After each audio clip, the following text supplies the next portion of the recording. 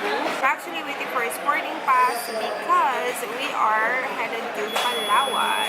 We left for Cebu from Uma last night.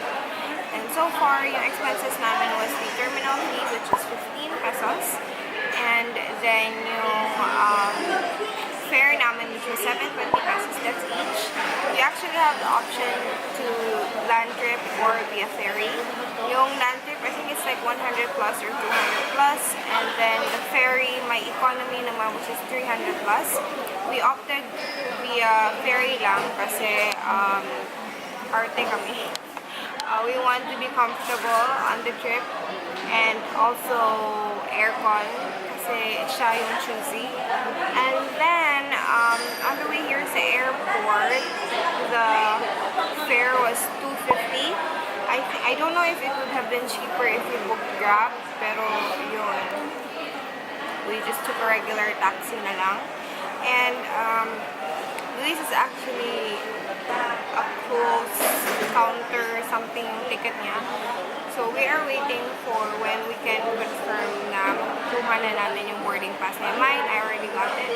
His sister is a flight attendant, so kaya yung the girl advised na we can check 2 hours before our flight to see if full na yung flight, which means he can get his boarding pass by then. If not, then I guess we'll just check every couple of minutes or so. Usually 45 minutes before the flight down, sila nag-release ng boarding pass for that. And we want to go inside na. It's where we can eat. Dito, where we are able to check in our bags. We can't eat, or at least parang ilang options lang. And I'm hungry. I'm so hungry. So yun. Also, I'm growing a second chin. I don't know why I get bad pimples if I'm on trips or if I have a big event coming up where I need to dress up or something. I don't know why. But yung cystic pa naman, my gosh. But anyway, that's what's up for now.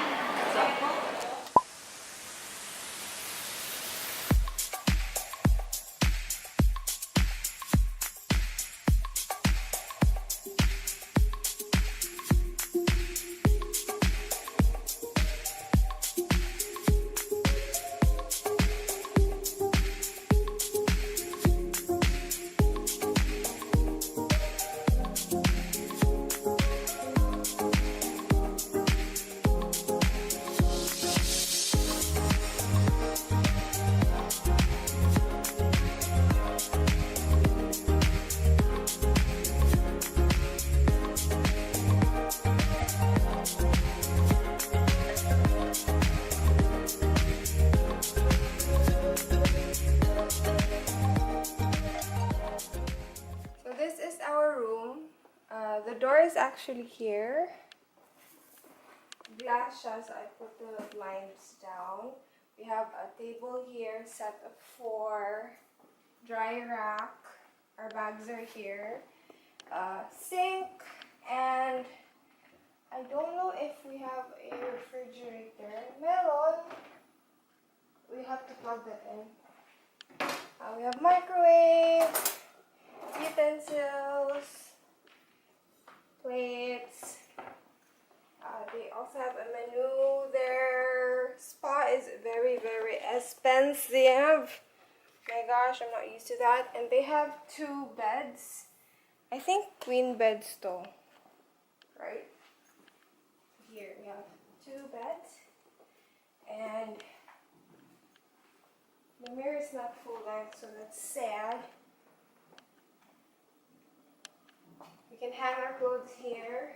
So this is the bathroom, the toilet. Oh, you can see the outside. And they also have a bathtub and shower. It's not a jacuzzi, it's a bathtub.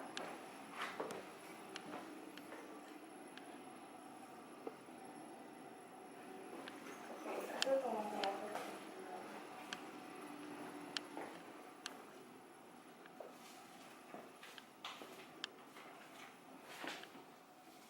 They gave us this map of their resort, so we're gonna go exploring. It's raining today, So hopefully tomorrow wala because we want to go, or I want to go to water park.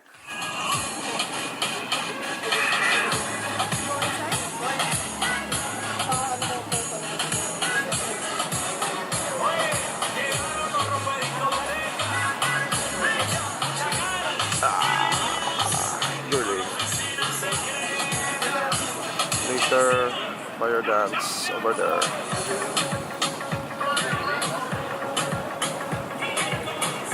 Kung baka gusto nyo ng drinks, we have happy hour po, ang beer.